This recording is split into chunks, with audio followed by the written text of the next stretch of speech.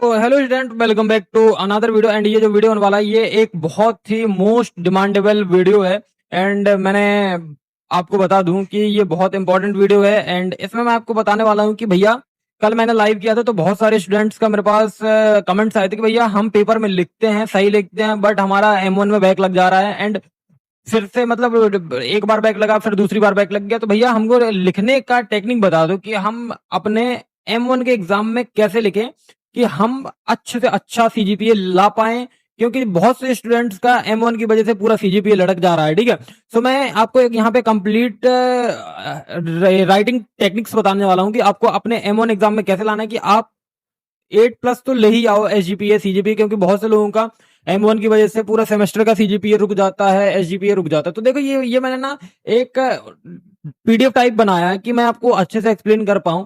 ठीक है, एंड एक चीज ध्यान रखना कि हाँ, तो एक चीज ध्यान रखना कि भैया देखो तुम्हारा M1 का कल पेपर है, 1 अगस्त को तुम्हारा M1 का पेपर है। एंड अभी आपने जितना पढ़ लिया है तो ठीक है, अदरवाइज नहीं पढ़ा है तो मेरे पास एक बहुत इंपॉर्टेंट वीडियो है आपके लिए, जो कि आपका engineering M1 complete one shot unit 1, बस इतना कर लो, 50 मार्क्स कंफर्म। ठीक है, एंड सैंपल पेपर भी मैं अपलोड कर दूंगा। ये वीडियो जब देख रहे होंगे इसके पहले आपको सैंपल पेपर मिल जाएगा। तो सबसे पहले मैं बता दूं कि राइटिंग टेक्निक्स बहुत ज्यादा इंपॉर्टेंट है, क्योंकि वे ऑफ प्रेजेंटेशन बहुत ज्यादा मैटर करता है आपकी कॉपी में। तो सबसे पहले मैं बता दूं कि एग्जाम के पहले हमें क्या स्ट्रेटेजीज रखनी चाहिए। तो एग्जाम के पहले हमें क्या स्ट्रेटेजी रखनी चाहिए कि भैया हमें जैसे ही एग्जाम पेपर मिलता है, क्या मिलता है, एग्जाम पेपर मिलता है, तो सबसे पहले हमें क्वेश्चन पेपर को अच्छे से रीड करना चाहिए। एंड सबसे पहले वही क्वेश्चन अटेम्प्ट करो जिसमें आप कॉन्फिडेंस हो कि भाई कॉन्फिडेंस है कि हमको 7 मार्क्स मिल जाएगा। देखो अगर तुम स्टार्टिंग से ही गलत कर दोगे तो अच्छा जो वे ऑफ प्रेजेंटेशन है वो खराब हो जाता है। ठीक है,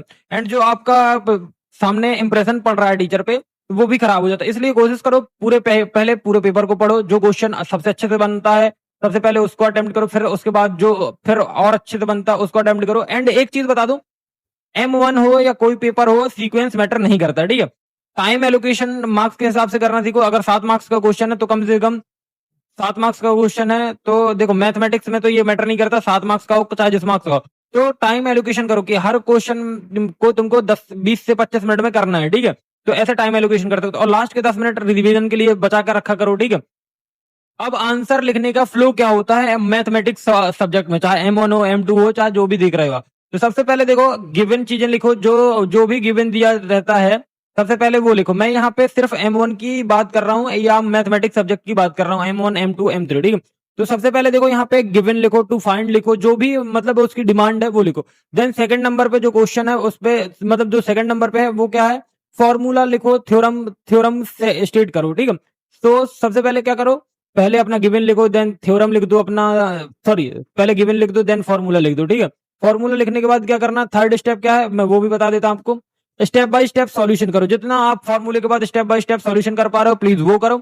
फिर लास्ट में फाइनल आंसर जो होगा उसको बॉक्स में बंद कर दो या अंडरलाइन कर दो, जैसे मैं अभी ये बॉक्स करता जा रहा हूं ना, तो ऐसे आप कर सकते हो। तो देखो आपको कितना बेहतरीन लग रहा होगा, मतलब आपको अलग से ही दिख रहा होगा। ठीक है, फिर लास्ट में अगर यूनिट है, जैसे मान लो यूनिट है तो यूनिट लिखो, अगर एप्लीकेबल है तो यूनिट लिखो, अदरवाइज कोई प्रॉब्लम नहीं। ठीक है, अब एक चीज ध्यान रखना, मार्क्स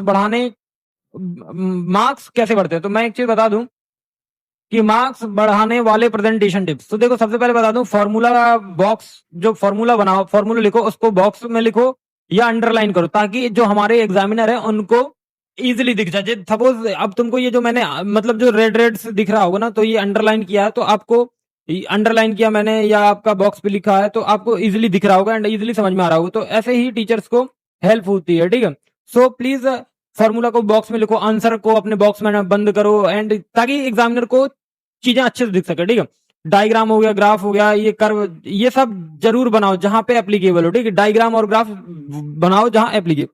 ठीक है, हर मेजर स्टेप्स के बाद थोड़ा सा स्टेप छोड़ो। ठीक है, क्योंकि स्टेप अगर छोड़ोगे तो देखो अच्छे से बन सकता, मतलब जितना अच्छा लिखोगे मतलब देखो, मान लो कि जैसे अब मैं एक चीज बताता हूँ, जैसे मान लो कि 5+2 करना है। ठीक है, ये एक लाइन है, तो अब इसको आगे कर सकते हो, बट अगर तुम इसको नीचे करोगे ना तो ये बहुत अच्छा है। ठीक है, फिर नीट हैंड राइटिंग लिखो and proper left margin maintain करो। देखो बढ़िया राइटिंग में लिखो, मार्जिन मेंटेन करो, सारी चीजें एक्यूरेट करो तो अच्छा रहेगा। अब टॉपिक वाइज क्या लिखना जरूरी है ये मैं आपको एक मतलब रफ आइडिया दे रहा हूँ, ठीक है।